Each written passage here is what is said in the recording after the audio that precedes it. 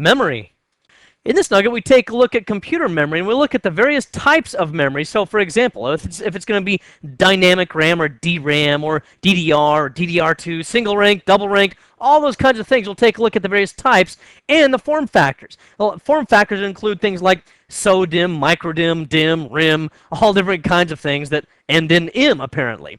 We'll also take a look at deciphering a lot of these strange terms. For example, what in the world is parity memory? What's error-correcting code memory, buffered memory, unbuffered memory, lots of strange things like that. And then we'll have a discussion on upgrading memory inside of a computer system. I don't know about you, but I sometimes get frustrated with my forgetfulness. In fact, if you've ever heard my videos before, some of the other ones, I might have mentioned before that one of the things that I have trouble with at times is it seems like I just forget things that I really want to remember or that I wish I remembered. For example, anniversaries, birthdays, things like this. In fact, a couple of weeks ago, I had been talking to my wife and I said, hey, on Sunday, I want to do this and I want to do that. I want to get together with some friends. Just shoot the breeze and stuff. She goes, no. You have other things planned for Sunday. I said, no, I don't. What I want to do is to get together with Jack and get together with Chris, and we want to go do, No, you have other things to do on Sunday. And finally she said it a third time, and it occurred to me, oh, I guess that means it's her birthday. See, I forget that kind of stuff. And in fact, also, as a matter of forgetfulness, right before I was getting ready to record just now, I saw a reminder out of the corner of my eye in Microsoft Outlook that said I had a dentist's appointment. So before I could record, I had to actually leave the office, go to my dentist's appointment, and now I just got back. Oh boy, do I wish I'd ever been able to record instead of go to the dentist's office. So we all need some helpful reminders from time to time, don't we? It might be a reminder in Outlook. It could be a nagging spouse, or a spouse that gives you helpful and frequent reminders of things that you're supposed to do. But I'm going to help you as well. I'm going to give you this document. It's called Types of Memory. It's going to help you to remember the different kinds of RAM that you'll need to be aware of. Now, if you're already experienced with memory, you might notice that there are some things that are not on the list, and those are going to be older, defunct types of memory, such as SIMMs, S-I-M-M, single inline memory modules, or extended data out memory, EDO memory. Those are old kind of memory that would only appear on a computer that cannot run current operating systems and therefore would not even be relative to an A-plus technician's exam or real-life experience. The first type of memory we'll take a look at is dynamic random access memory, or DRAM. This is memory that has to be refreshed. You see, the memory cells in a DRAM chip are actually just really tiny capacitors that have to retain an electrical charge, and if they can't retain that charge, then whatever information they're holding on to will just drain away. So they have to constantly be refreshed. A capacitor retains electrical charge, but it doesn't retain it in the same way that a battery would, where it can hold on to a certain amount of electrical power for a certain period of time. So that's why it constantly has to be refreshed. There's something on the motherboard in most cases that's called a system memory controller, and it will take a tiny break every now and then it will go ahead and refresh all of those memory cells or all of those tiny capacitors. And typically, that memory controller is going to be found in the north bridge portion of the motherboard chipset. Some exceptions there would be in an AMD case with AMD Athlon 64, some of those versions, and the Opteron processors. But otherwise, it's going to be found, like I said, in the north bridge portion of the motherboard. The industry standard refresh time is 15 milliseconds, and that means that every 15 milliseconds, all of the rows of memory are going to automatically be read to refresh the data. Now, initially, when we started off with DRAM, people were a little concerned because they said, well, when it does that refresh, it takes time away from the CPU, and it needs to use a little CPU time for that. Well, it's very little CPU time, and it doesn't really have an impact on performance. By the way, all of these types of memory that we're looking at down here, synchronous DRAM, DDR, single rank, double rank, all those kinds of memory are some form of dynamic RAM. The only exception would be this static RAM. Let's take a look at that. And static RAM does not have the capacitors that dynamic RAM does. It uses transistors instead, and it has a constant charge, but it doesn't require a refresh the way a capacitor would. Now, the reason why we don't use static RAM in places where we would normally use dynamic RAM, like for our main system memory, and the reason why we don't have 2 gigs of static RAM is because static RAM is more expensive. It's about 30 times more expensive to make, and it's about 30 times larger in the actual form factor of the size that it requires. Because of that, pound for pound, it's more difficult to work with static RAM for the memory, although it's extremely fast. And I may have said this in a previous nugget, but the static RAM is what we use for our level 1, our level 2, and our level 3 cache. And then we moved on into something called synchronous dynamic RAM, or SDRAM. This is, again, going to be a type of memory that follows us all the way throughout the rest of this. And this is going to be synchronized with the CPU clock. In the past, we'd have other kinds of memory, like those old SIMs I was alluding to earlier. Those are measured in nanoseconds. So you might have a 60 nanosecond SIM. Well, a nanosecond is a billionth of a second, and at 60 nanoseconds, that sounds very, very fast. But the current kind of memory that uses SDRAM is actually going to be faster. So you might have memory that runs at 400 megahertz because it's synchronized with the CPU clock. If that's what the CPU clock runs at, then that's, of course, what it can run at as well. It uses 168 pins down at the bottom of the module.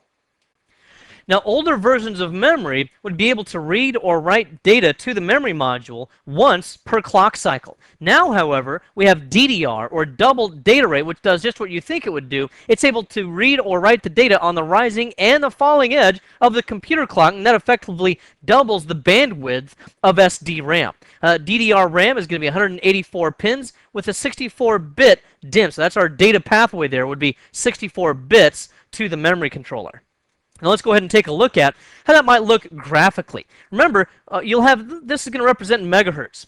And let's say the rising part of this is when a megahertz cycle is completed. So it might take it'll take 1 second to go from here to the next rising of the clock cycle. So between this and this is going to be 1 second. Now, in 1 second, how fast can a system go, though? Well, 400 megahertz is kind of an average speed for this kind of thing. So 400 megahertz. And this will be, again, 1 second in duration. And remember, a megahertz is a million, so this really represents 400 million cycles per second that can take place. It sounds pretty fast. Now, with older memory, like I mentioned, or like the earlier versions of SDRAM, it would read or write to the memory module once per clock cycle. Now, however, we have the ability to do this twice as often because a DDR RAM can read or write to memory modules on the rising and the falling edge of the clock cycle, and it effectively doubles the throughput. So on my speed here, I've got a clock frequency of 400 megahertz. But guess what? My data frequency, and I'll write that down here to make it more clear, the data frequency is going to be double that, so it's going to be 800 megahertz because we're using DDR. And then we have DDR2, which is even better than DDR. It's going to be a little bit bigger in terms of the pin count, 240 as opposed to 184. It's going to be still 64 bits wide, but it's going to be faster than DDR. And how does it really achieve that? It does that by using a different kind of a wiring design, and it's going to be more immune to noise and crosstalk between signals. Therefore, it's going to be more efficient. And without that noise and interference problems, it's going to just have faster signaling than conventional DDR. And then let's play catch up with just a little visual reference for the kinds of memory that we've been talking about. This is an example of a DDR module, and you can see it says right on the memory somewhere. And this is 512 megabytes, and it says PC2100. We really haven't talked about that yet, and I'll cover that in more detail shortly. But for briefly right now, what that means is it's capable of a throughput of 2,100 megabytes per second. Then we see here that it's got all the contacts down at the bottom, and it's got a notch right here. Depending on the position of the notch, it's going to be capable of 5 volts, which is usually one of the older types of DDR memory, or 3.3 volts, which are the more current versions. The higher the voltage, the more heat it also puts off, so that's usually considered a bad thing in computing terms. But you will sometimes also see a memory, DDR memory, that has a heat shield on it. Do not confuse this with RAM bus memory, which we'll talk about a little bit later on. RAM bus memory always uses a heat shield, whereas DDR memory, it might or might not. It just depends on what the manufacturer wanted to do or how fast that memory is running here and how hot it runs. And if it runs too hot, then the manufacturer will probably decide, hey, it'd probably be a good idea to put a heat shield on here. These are sometimes also known as heat spreaders. Now we also have single-ranked or double-ranked DDR. Of course, single is just exactly what you would think. It uses one DDR module in a single slot, and it pretty much just performs as you would expect. Memory goes into, or data goes into and out of that memory stick, and that's all you've got. It uses a 64-bit data path. However, with double-ranked DDR, it does exactly what it sounds like. It uses 2 DDR modules in 2 slots which effectively doubles the bandwidth to 128 bits to the system bus, and more specifically, the memory controller. And let's go ahead and take a look at a graphic to illustrate this. Here's one of my motherboards, and forgive the photograph and how blown out this looks. I made it deliberately light so you could see my pen color. Otherwise, there was no way for me to show you this because the pen colors just won't show up in a really dark background. But here we have a motherboard that supports double-ranked DDR. Most motherboards that will do that will also dummy down to single-ranked DDR. So let's say I can only afford one memory stick, and I've got, let's just make it simple, a 1 gigabyte stick here in this slot. Well, what's it going to give me? 64 bits. Okay, and it's going to communicate with the memory controller at 64-bit, fixed 64 bits at a time there. However, I get a raise at work, and now I can afford another gigabyte stick. I should be very, very careful to get another stick of the exact same manufacturer, exact same specifications, and I will put that one in another slot here. Now, if I buy another stick, the temptation would be to just put it right next to this other one right here. But in reality, that would not be a good idea. You have to read the motherboard manufacturer. You have to read the manual there. In reality, if I have only a single stick, the manufacturer of this motherboard says I have to put it in this slot over here. But regardless, I buy another stick. Let's put in another 1 gigabyte stick here. The manual does say that I have to put 2 sticks in A1 and B1. I don't know if you can read that imprint on the motherboard there, but it says DIMM A1 corresponds to this one, so this is A1. This is A2, this is B1, this is B2. If I have 2 sticks, I have to use A1 and B2. So now I've got another gigabyte stick with 64-bit path to the memory controller. What happens here is it effectively aggregates together these 2 bit widths, and I now have a 128-bit path to the memory controller, and that's a substantial increase in the performance of my memory. And also, as a matter of clarification, whether or not you're able to use single-ranked DDR or double-ranked DDR is not a matter of what kind of memory you have. You don't go into the computer store and say, I want to buy double-ranked DDR. That's really a capacity or a feature of the motherboard. What you could say is, I want to buy a motherboard that supports double-ranked DDR, and then you would have something. Let's also take a look here at some form factors. The first of these would be a dual inline memory module. And for here, I guess I should refer back to the old single inline memory module just for comparison purposes. A SIM would have contacts down at the bottom of the memory module. Let's just throw anything up here just as an example. Let's just go down to this thing here. A SIM would have contacts on both sides of this module. So we'd see the front side here. On the back side, which we can't see right now, there would also be equivalent contacts. Well, they were really the same contact. They were both tied together. On a dual inline memory module, or a DIMM, the contacts on this side are different than the contacts on the other side, and they tie to different things on the module. That's why they're called dual inline memory modules. And this is an example of a dual inline memory module. And of course, you see here that a DIMM can be 168, 184, or 240 pins. And again, pins on both sides are independent. SDRAM, which is what we typically use now, is a DIMM, and it's 64 bits wide. Now, we'll also have some other kinds of memory as well. Starting here with the SODIMM, or the small outline dual inline memory module. This is what we use in notebook computers. It's 72 pins, 32 bits wide, and 144 pins, and 64 bits wide, just depending on whichever one you got or however more modern your laptop is. Typically nowadays they're going to be 144 pins and 64 bits wide, just like we see with this particular SODIMM. And of course these DIMMs can be 168, 184, or 240 pin count. And again, when we say pin, we're talking about the contacts on the bottom of that memory module. Pins on both sides are independent, as we just reviewed, and the SDRAM always uses DIMMs. These are 64 bits wide. Oops, excuse me, too much mouse action there.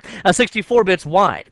Now, we also have another kind of a DIMM that's not quite as wide as that. That would be a SODIMM, or a small outline DIMM, that are used in notebook computers. The earlier ones were 72 pins and 32 bits wide, but the more current ones are now 144 pins and 64 bits wide. Here's just an example of a SODIMM. It's going to be shorter and narrower, rather, than a normal dual inline memory module.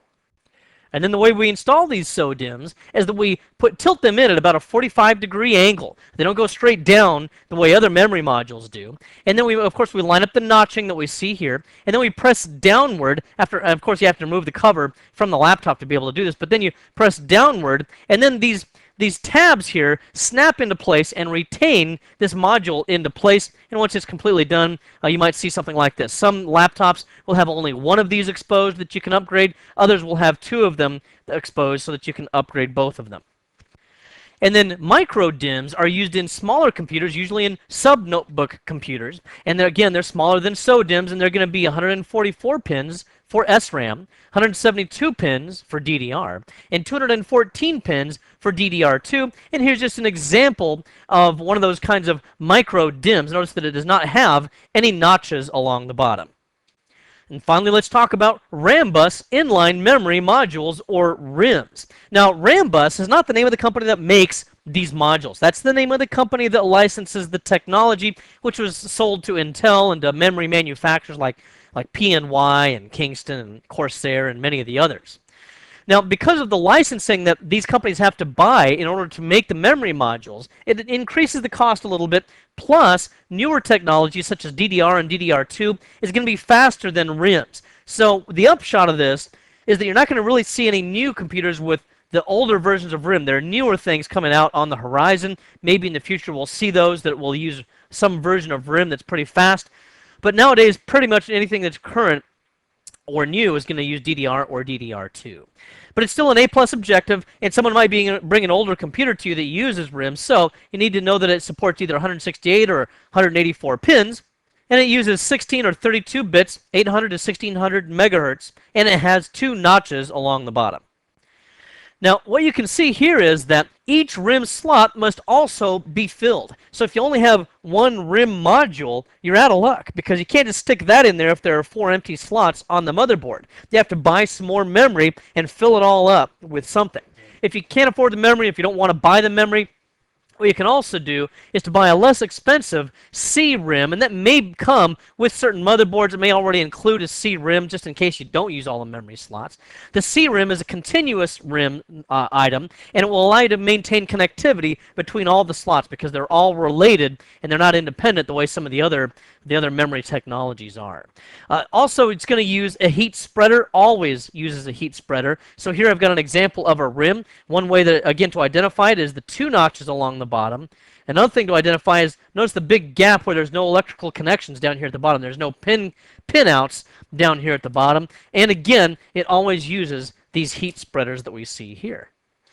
Now, another thing that's important to do is to decipher a lot of the things that you see on the memory stick. So, for example, if I go to the computer store and I say to the guy or gal at the counter, I say, hey, I want 1 gigabyte of memory. And they hand me a stick of memory, and on it I see these chips on there, the black chips, and it might say 128, and it might say by 64 or something like that. I'll say, what in the world does that mean? Does that mean 128 megabytes, times 64? What would that give me if I multiplied that together? Let's cheat, because I'm not that good of a mathematician. 128 times 64 equals, great Scott, 8,192. Does that mean I'm getting the bargain of the century, 8,192 megabytes or 8 gigabytes for the price of only 1 gigabyte? No, that's not what that's about at all. You see, this is where you have to be able to decipher what these numbers are. It's almost the right number. What we really have here is 128 megabytes, and we multiply that by the number of bytes that we have. This is the bit path. Remember, we're using normally 64 bits. Well, we're working with megabytes and gigabytes, so we want to multiply this by the byte factor. So that, remember, it takes 8 bits to make a byte. So I divide 64 by 8. What does that give me? 8. 128 by 128 times 8. What does that equal? 1,024, if my math is correct, and I'm sure that it is, not because I'm a math genius, because I've done this so many times, I know what it is. Anyway, it's 1,024. Now that would be 1 gigabyte of memory.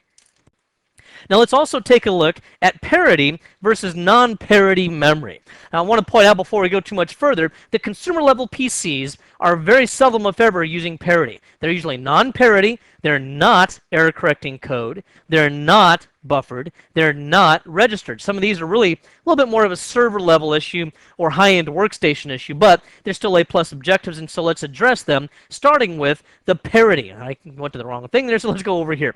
With parity, we have two different kinds of parity that we can work with: even parity or odd parity.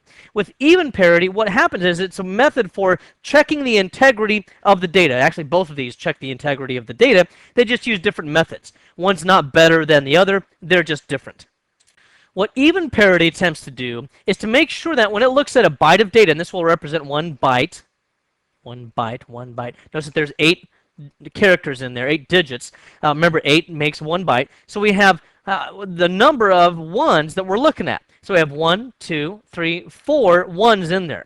Well, even parity memory wants to guarantee that we have an even number of ones in the data. It doesn't matter what the data is. This could be the letter A, this could be a number, this could be a picture of a stick person, who knows, whatever. All it cares about is that we have an even number of ones in our byte.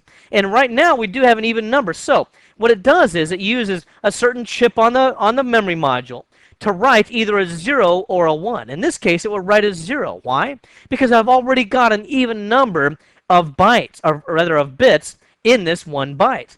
Now let's take a look at another byte of memory. This one might have a 0, 0, 0, 1, 0, 1, 1, 0.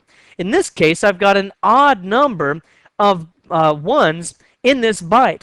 So what even parity would do was it would look at this and say, I like to have things even. I'm insistent on things being even. It's very persnickety about that. And it says, I will force this to be even by adding my own one in my parity, little parity chip that's on the memory module.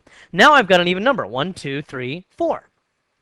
Well, how does this help anything in terms of error detection? Let's say that this byte of data had an electrical glitch. Maybe there was a power sag or something, and some of this data got scrambled. So right when it was preparing to write the data out to disk, and let me duplicate this somewhat, then it wound up with 0, 0, 0, 0, 0, 1, 1, 0, and then we still retained our 1 parity bit there.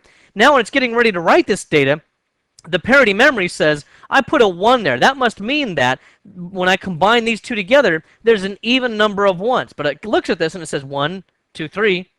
You know what? There's no more ones there. This must mean that my data got corrupt, because if I put a 1 there, I had to have a good reason for that. Therefore, something's missing in this byte of data, and guess what it does? It shuts down your computer. It doesn't do that in all instances, and it kind of depends on what the operating system allows to happen. But normally this is something that could take place in a real mode operating system, where it would bring to you a system message saying that there was a problem in the memory. And then it would give you the option of either ignoring the message, or it would allow you to restart the computer. But it's not really a very graceful situation. It's not self-correcting. It doesn't look at this and say, oh, I know where that 1 is that's missing. That was a 1 that was supposed to be right here. It has no way of knowing that. No technology exists for that here with parity memory. But at least you're notified of the error. Now, odd parity, as I mentioned earlier, it's not better than even parity. It's just a different method. It doesn't really matter one way or the other. It takes a look at our ones, and it says, I want an odd number. So 1, 2, 3, 4, 5. This one would be okay. So it's already odd. It would just put a 0 there. If instead I had another byte down here that was 1, 0, 0, 1, 0, 0, 1, 0, 1, that would be 1, 2, 3, 4. 4 ones. Therefore, that's not an odd number. So odd parity would add a 1 there, and then would use a similar method for its error checking and determining whether or not the data had maintained its integrity. And then the way to identify whether or not a memory module is using parity or not is when you look at that memory module, and I just kind of drew one up here, then you'll count the chips on that memory module. 1, 2, 3, 4, 5, 6, 7, and it looks like kind of looks like 7 little chiclets there, but anyway, they're chips. If there's an odd number, then that's typically going to be a parity memory module. Now then, remember also, parity will not correct the data. It just identifies if there is an error in the data. Error-correcting code, however, will actually correct the data if there's a single bit error. It's not able to usually correct double bit errors, but a single bit error it will be able to identify and correct. This is also something that's typically going to be used more in servers or high-end workstations. You won't usually see that on consumer-level PCs. And if you want to identify a module to see whether or not it's error correcting code or not, just count the chips on the module, and we can see here there's an odd number. An odd number indicates error correcting code. Now, you may have also heard of something called buffered memory. It's very unusual to see buffered memory anywhere these days. Most PCs on the consumer level are going to be unbuffered memory. Buffered memory used to be used on older Macintoshes. I really haven't seen it much of anywhere except for specialty uses beyond that. What buffered memory is it uses a special area on the memory module where it kind of takes whatever data is coming into the memory module and it puts it into this holding area or this buffer, and then it redrives the signal into the rest of the memory module to write the data into memory. But once again, I really haven't seen that except for maybe on older Macintoshes. What you might see more likely would be registered memory, but again, not on consumer-level PCs. You might see this more likely on servers, and the reason for that is because with unregistered memory, which is normally what you're going to have on PCs, there's certain architectural limitations which limit us to 2 gigabytes or maybe 4 gigabytes on a motherboard. Whereas servers really require a lot of memory in many cases. They might require 8 gigs of RAM or 16 gigs of RAM or more. Well, by the design of registered modules, they also have kind of a holding area that redrives the signal on into the memory, but because of that electrical design and that architectural design, they're able to increase the density of memory, and they're able to increase the amount of memory that can be stored on that motherboard. Also in relation to memory, remember you're going to have memory slots. Those are obvious. They're on the motherboard. But two or more slots can comprise a bank of memory. And if we go back to our photograph that we looked at a little bit earlier, I think I've got one in here. There it is. Then notice that we have, again, individual slots here. I can have one DIMM module, let's just say right here, and I might have, again, 1 gigabyte here. But that doesn't fill up an entire bank. This is something that also used to be true of the older SIM technology, where you'd have to have at least 2 SIMs installed in order to be able to use all 64 bits of the data path to the memory controller. And if you had only 1 SIM installed, it would only use 32, and more than likely the system wouldn't even boot. Well, now we can use 1 memory module in 1 slot, but we haven't filled up both banks if we're using DDR2, for example. So then that's where I showed you earlier, you might have to have 2 different memory modules installed. Now let's also take a look here at the speed of our memory, especially as it relates to the more recent type of memory that we'll be working with. And of course that's going to relate to DDR memory because that's typically what we're using these days. And I've got that also written down here at the bottom of your types of memory Word document. So here's how you calculate your DDR memory performance. You take the megahertz times the number of clock cycles. Remember, DDR memory usually uses 2 clock cycles. By definition, actually, it has to use 2 clock cycles. And then you multiply that by the bus width in bytes. So, for example, if I've got a 500 megahertz speed on my memory, okay, I multiply that times 2, and that would give me what? 1,000. And then I multiply 1,000 times 8 bytes. What's that give me? 8,000. That means that this memory will have a throughput value of 8,000 megabytes per second or 8 gigabytes per second. And you'll often see this referred to as PC2-8000. And so that's what you're looking for at the end of DDR memory. You're looking for that big number at the end to see how fast it is. You might also say, PC2100 or PC 3200 or some other number like that. This is actually pretty fast memory right here. Might be a little more expensive. But that's just an example of how you calculate the speed of the memory. Now let's also take a look at single-sided memory modules and double-sided memory modules. As we look at this picture, I might ask you if this is a single-sided or a double-sided memory module. And you'll look at it and you'll say, James, you don't have to be that smart to figure this out. Look, there are memory chips on only one side of this memory module. Therefore, it's a single-sided memory module, right? Well, I really don't know.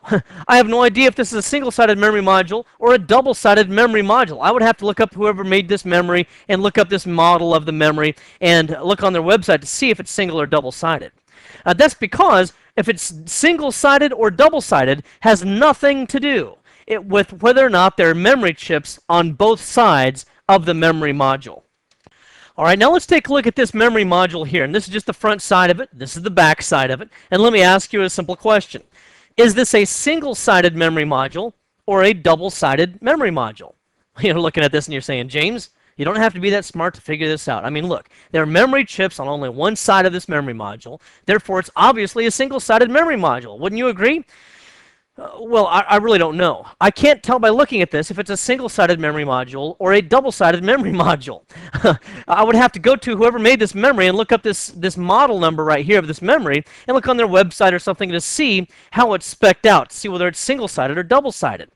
And you're looking at this and you're saying, James, I still don't get it. It's single-sided, obviously. Well, in many cases you might be right, but let me point something out here. Single-sided or double-sided memory modules really have nothing to do with whether or not there are memory chips on both sides of the memory module. You see, the fact that they use the term single-sided or double-sided memory modules is a little bit misleading. What it really should say is single-banked or double banked. And it really refers not to whether or not there are chips on both sides, but it refers to how they're logically stacked. So for example, these two chips right here could be logically stacked to double the 64-bit wide banks of chips together. And then this would make this twice as deep as a single banked memory module. Now granted, most of the time the physical arrangement will also match whether or not it's single banked or double banked. So in all likelihood, this is a single-sided memory module or a single banked memory module. But to be sure, I'd have to double check to see whether these two chips or any two chips here like that are logically tied together.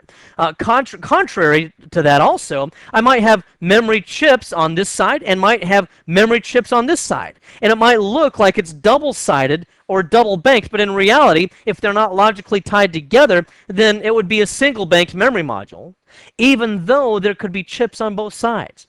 But again, it usually follows that if there are chips on both sides, it's double banked and or double-sided, depending on whichever terminology you want to use. On the A+ exam objectives, it's double-sided or single-sided DIMMs. In real terms, in more intuitive terms, we probably should be saying single-banked or double-banked. Now then, to conclude this whole section on memory, let's talk a little bit about upgrading memory. Here's the thing you want to do. Check the documentation of the motherboard or the laptop or whatever it is that you're trying to upgrade.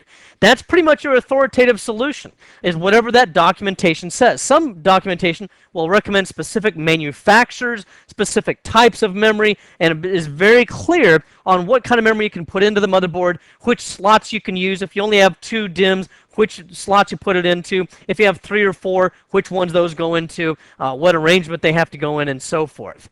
So a lot of times it's very, very specific on what memory can go where. Also check the website, because when you got the printed manual or printed documentation for that motherboard, it might be a little out of date. There might have been something that came out more recently that the motherboard manufacturer has determined will also work with that motherboard, so check the web for updated documents.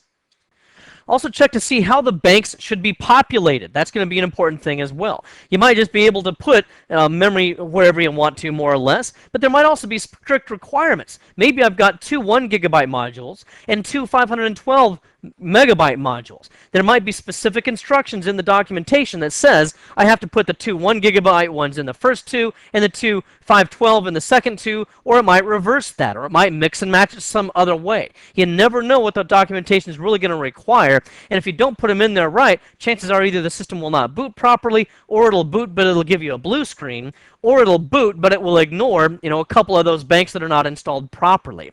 You should also exactly match the speed of the memory modules. Now, could I mix and match some of these? Could I mix and match maybe 400 megahertz DDR modules with 800 megahertz DDR modules? Yeah, but I'm likely to back down the 800 megahertz DDR modules to the same speed as the slowest ones that are installed, so I've kind of wasted the capacity of those 800 megahertz ones. Plus, it's really usually not a good idea to mix and match anything. They should always be the exact same speed for the best reliability. Make sure that the characteristics are the same as well. I don't want to mix and match single-sided and double-sided memory modules, or single or double-sided banked, as we just talked about a few moments ago. So make sure all of those characteristics are the same. Likewise, you would not want to mix DDR and DDR2 memory modules on the same motherboard either. Again, could it work? Well, there's lots of motherboards out there. Perhaps that someone's designed something that it would work. But again, check your documentation, and even if it would work, it's not usually a good idea to mix and match the speeds or the characteristics of the memory. And I always like to match the brand as well. So if I've already got some Kingston memory installed in my system, and no, Kingston doesn't give me free memory for identifying their name, But if anybody from Kingston's listening, I'm open to any offers. Anyway, I would also recommend that you keep the same brand in there, whether it's Kingston or PNY, or whether it came from the Compaq or whoever the manufacturer is of your system. A good example of that for me is Dell. In fact, one of the memory module photographs that I've shown you in the past is a photograph of memory that I purchased for my Dell server. I thought it was the exact same memory, but I got it a little too click happy, and I got something that doesn't actually work with it. So I recommend now that you do what I did. I called Dell and I said, hey, I've got this exact server. I need this exact memory. Please ship me the right stuff. And of course they did. But it was a very specific kind of error correcting code registered memory that I had to install inside of that Dell. If I'd looked more carefully, yeah, I probably could have matched it, but it's a better idea if you match the exact same memory modules, even down to the brand. And another reason for that is because the timing has to be very, very accurate with these memory modules. Now we're talking about a memory timing that is so very, very fast that the slightest variance between memory brands or different types could really cause a problem. And what would be likely to happen is that your system would lock up or would blue screen or would not give you the performance that you would expect from those memory modules. In this nugget, we took a look at a lot of different kinds of memory. We took a look at the various types of memory, including DRAM, SDRAM, DDR2, and the like. And we looked at a lot of form factors as well. We looked at DIMM and SODIMM and microDIMM and RIM and ChurchHIM. No, I'm just kidding. Well, not that last one. So we took a look at a lot of different things that all seem to end in him. And we looked at how to decipher a lot of these things too. What in the world is buffered memory or registered memory?